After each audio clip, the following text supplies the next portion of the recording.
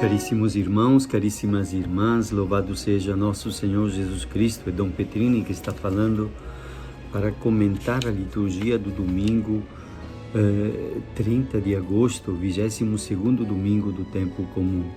É o último domingo do mês de agosto e você sabe que todo o mês de agosto é dedicado a refletir sobre as diversas vocações na igreja.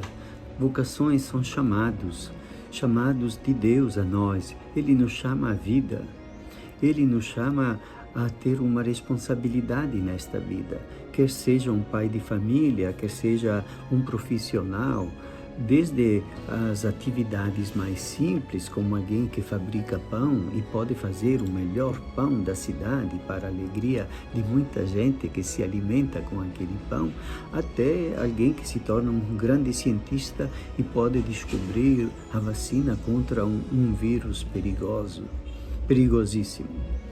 E então, mas também pode ser chamado a ser um mensageiro da paz, da parte de Deus, um mensageiro da misericórdia, um mensageiro e a testemunha desta presença divina que vence o mal e vence a morte, e que habita entre nós, e que nos quer e nos ama.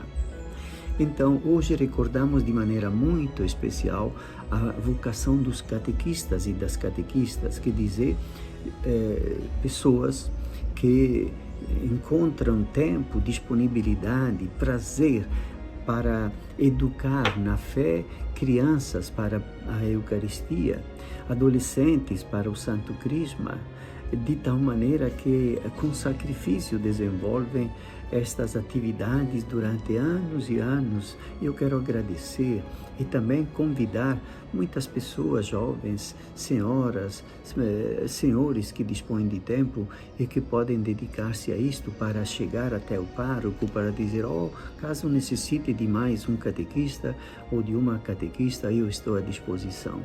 É uma grande graça, é um grande dom que aquela pessoa faz para a comunidade, para aquelas crianças, para aqueles adolescentes.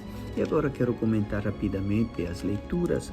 Em primeiro lugar, a leitura do profeta Jeremias, do Antigo Testamento, que recebeu o convite de Deus a ser profeta e numa época complicada, na qual tanto as lideranças daquele povo hebreu, como também o próprio povo mais simples, estavam distantes de Deus, contaminados por outras religiões e não queriam saber das recomendações que o profeta dava para viver conforme a lei divina.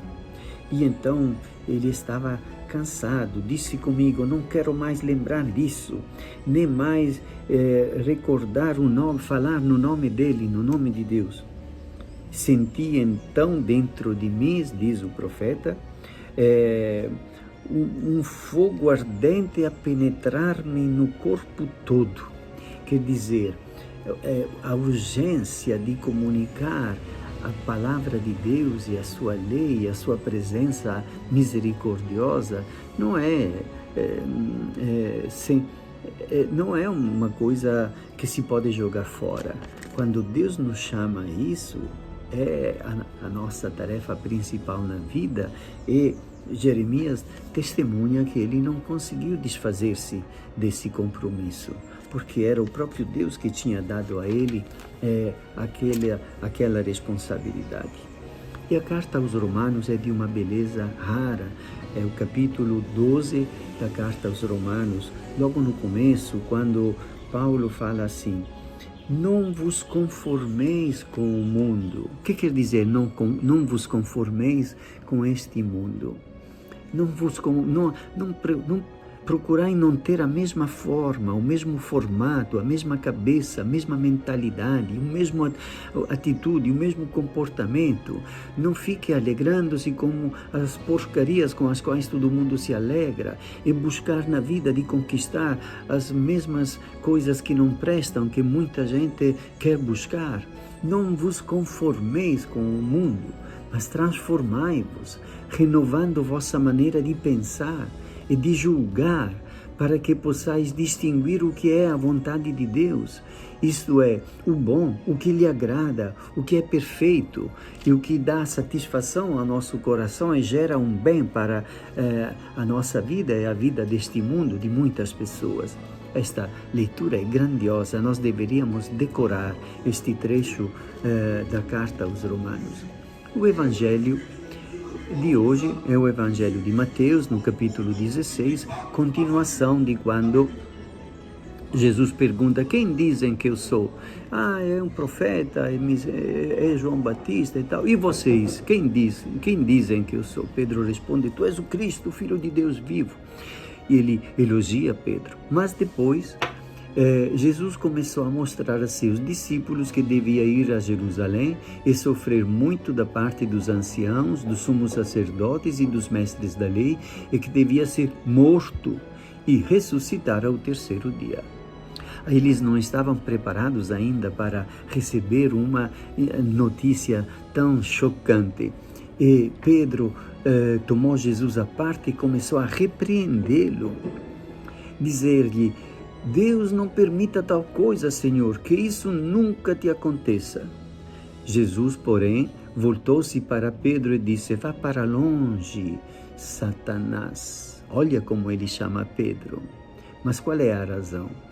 Tu és para mim uma pedra de tropeço, por quê? Porque não pensa as coisas de Deus, mas pensa as coisas dos homens. O que quer dizer?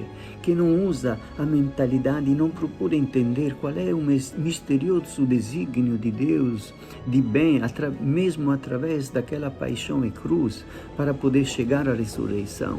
Não pensa conforme o desígnio do Pai, mas pensa conforme a mentalidade mundana, que quer a vida boa, a vida tranquila, sem problemas, etc. E depois ele acrescenta: se alguém quer me seguir, renuncie a si mesmo, tome a sua cruz e me siga, porque quem quiser salvar a sua vida vai perdê-la. O que quer dizer? Que quem quiser salvar a sua fantasia de felicidade, a sua maneira de imaginar que poderá realizar-se, a sua forma de querer gozar a vida neste mundo, etc., aí vai se perder e vai perder o melhor. Agora, ao contrário, quem perder a sua vida, quem perder o seu ponto de vista, o seu apego, a sua mania, este aí sim vai encontrá-la grandiosa, renovada, porque vai corresponder a um desígnio que é de Deus. E depois acrescenta uma palavra que é tremenda: de que adianta o homem ganhar o mundo inteiro e depois perder-se a si mesmo, perder o melhor, perder a própria vida, ou perder o gosto de viver, ou perder a própria dignidade, ou perder a grandeza de um horizonte dentro do qual a pessoa pode se mover para dedicar-se a uma causa nobre, grande, de renovação da vida, da família, da sociedade, da igreja. E então, caríssimos irmãos e caríssimas irmãs, eu quero terminar dizendo: procuremos sempre estar ligados ao Senhor Jesus e viver unidos a Ele e poder ir intuindo cada passo que realiza o seu desígnio, porque é a vida melhor que podemos ter neste mundo, carregada sim de beleza, de significado, de utilidade, não somente para nós, mas para as pessoas que nos cercam, com as quais nós convivemos, para o mundo inteiro, segundo a sua vontade e o seu desígnio. Te abençoe o Deus Todo-Poderoso, Pai e Filho e Espírito Santo. Amém.